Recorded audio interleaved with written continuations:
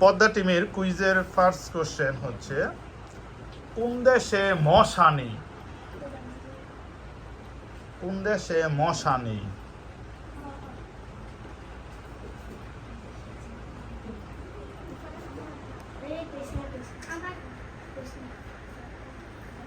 বরফের ইংলিশ দিয়া ওই দেশের নাম শুরু। Excellent, Iceland. আইসল্যান্ডে মশা নেই। ক্লু দেওয়ার পরে পেরে ফেলেছে পদ্মা টিম। চলে যাচ্ছি মেঘনা টিমের কাছে। তোমাদের কোশ্চেন, কোন দেশে হাসপাতাল নেই? Vatican city.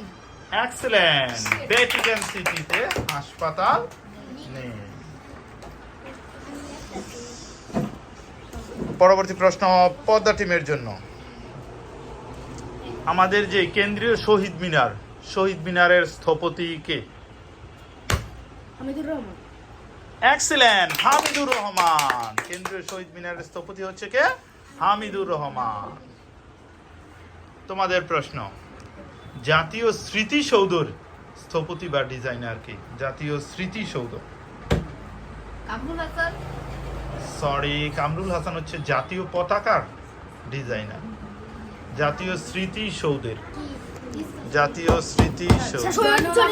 সৈয়দ মাইনুল হোসেন। কোনটা নিব? দুইজনে দুইটা বলতেছো কেন? হ্যাঁ, মাইমেটা নিব কি? সৈয়দ মাইনুল হোসেন। এক্সিলেন্ট, মাইনুল হোসেন হচ্ছে, ঠিক আছে, জাতীয় স্মৃতিসৌধের স্থপতি। এটা তোমাদের নির্ধারিত কোশ্চেন নিত নাকি বোনাস? বোনাস। ও হুম। এখন পদ্মা টিমের জন্য প্রশ্ন, বাংলাদেশের সবচেয়ে বড় বিলের নাম কি? বিল, বিল, বিল। খাল বিল আছে না, বিল আছে না, বিলেও শাপলা ফুল ফুটে।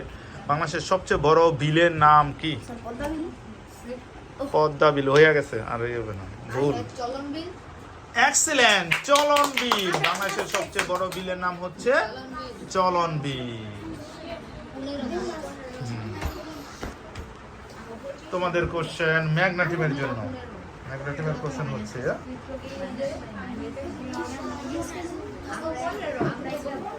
হ্যাঁ, বাংলাদেশের সংবিধান কয়টি ভাষায় লিখিত? বাংলাদেশের যে সংবিধান আছে এটা কয়টা ভাষায় লিখিত? কয়টা ভাষায় লিখে রাখা হয়েছে?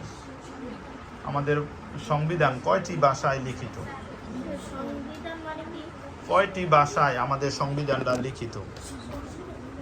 সংবিধান হচ্ছে কি একটা দেশের পরিচালনার নিয়মকানুন বা আইন। সংসদ ভবনে দেশ পরিচালনা হয় না, সাংবিধানিক নিয়ম অনুসারে কয়টি ভাষায় রচিত? এক্সিলেন্ট, দুইটি ভাষায় রচিত। বাংলা এবং ইংরেজি এই দুইটি ভাষায় সংবিধান রচিত হয়েছে।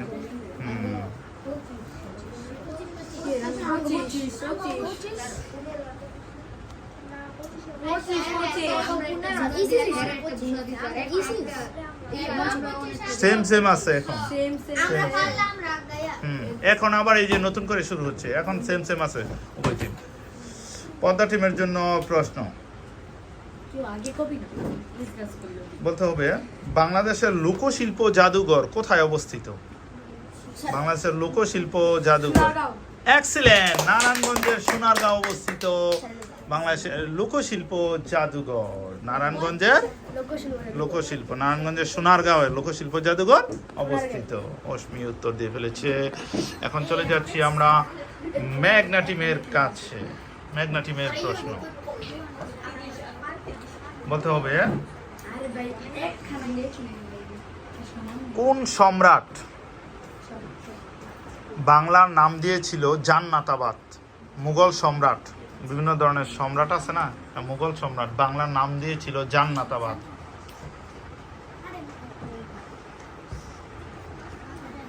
নাম আছে, অনেকের নাম এটা আছে আমাদের আশেপাশে।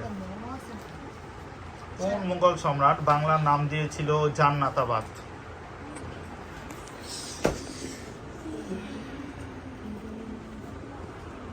অনেকের আত্মীয় স্বজন, চাচা জেঠার নাম রাখা হয়, এটা নাম শুনছো তোমরা।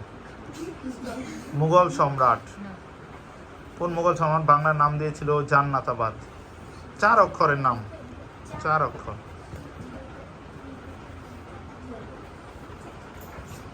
3, 2, 1, 0। হ্যাঁ, আব্দুল্লাহ, সরি রং অ্যান্সার। সুযোগ পাচ্ছে পদ্মা টিম বোনাসে।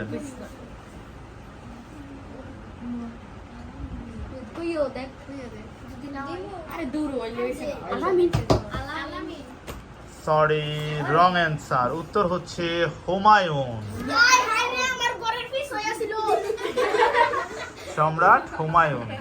ঠিক আছে, বাংলার নাম দিয়েছিল জান্নাতাবাদ। বলতে হবে আমাদের জাতীয় যে প্রতীক আছে লঘু, কয়েন আছে না, পয়সা, পয়সার মধ্যে কয়টা তারকা আছে? এটা কাদের কোশ্চেন? তোমাদের না? এক্সিলেন্ট, 4টি তারকা আছে।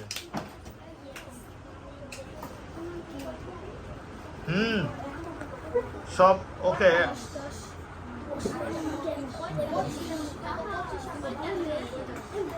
দশ ডিফারেন্স। পরের প্রশ্ন। এখন ওদের তার জিজ্ঞেস করে না পারলে পরে 20 ডিফারেন্স। রাউন্ড তো তোমাদের থেকে শুরু হয়েছে। হ্যাঁ, ম্যাগনাটিমের প্রশ্ন। জাতীয় যে আমাদের মনোগ্রামটা আছে, দুইটা দুইটা করে 4টা তারকা আছে, স্টার। এটার মাঝখানে ছোট্ট একটা পাতার মতো একটা চিহ্ন আছে। বলতে হবে এটা কি পাতার চিহ্ন? পয়সার মধ্যে থাকে। সরি, আম পাতা না, আমাদের কি পাতা? দুইটা পাতার মাঝখানে একটা কুড়ি ছাড়তাছে, এরকম একটা দেওয়া আছে দুইটা। Sorry wrong answer. উত্তর হচ্ছে পাট। পাট, পাট বাংলাদেশের সোনালী আঁশ না, এই জন্য পাট।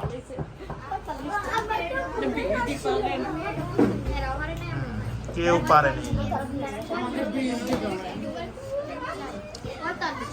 পরবর্তী প্রশ্ন। বাংলাদেশের সবচেয়ে ছোট বিভাগের নাম কি? ছোট বিভাগ।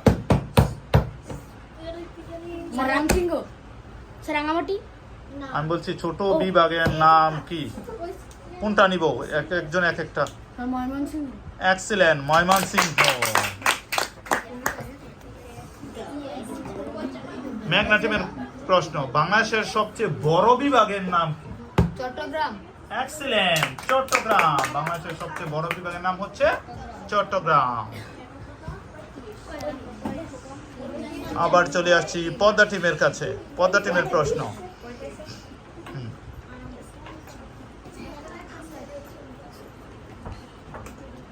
বলতে হবে মুক্তিযুদ্ধে 2জন নারী মুক্তিযোদ্ধা খেতাব পেয়েছিল।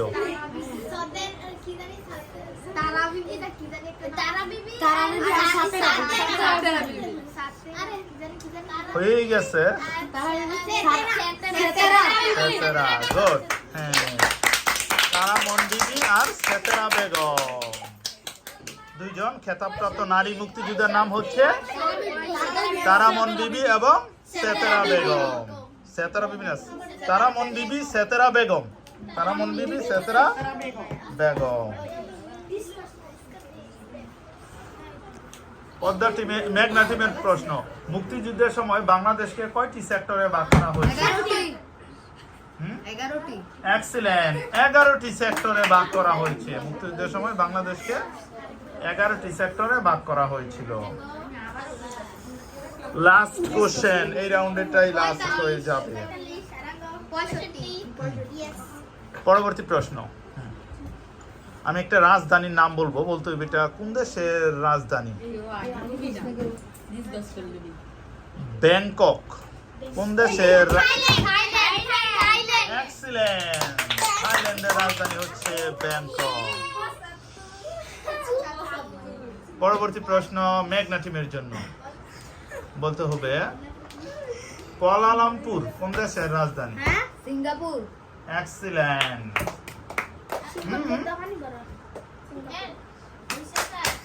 কুয়ালালামপুর সিঙ্গাপুরের রাজধানী, সিঙ্গাপুর সিটি। কুয়ালালামপুর বলছি।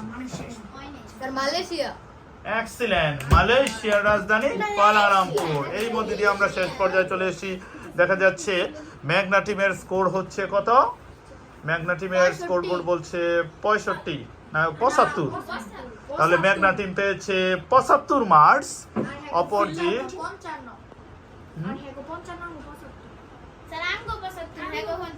ও তাহলে পদ্মা টিমের মেঘনা টিমের মার্কস হচ্ছে 50 মার্কস, 55 মার্কস। অপরদিকে পদ্মা টিমের মার্কস হচ্ছে 75। সেই হিসেবে আজকের বিজয়ী হচ্ছে পদ্মা টিম।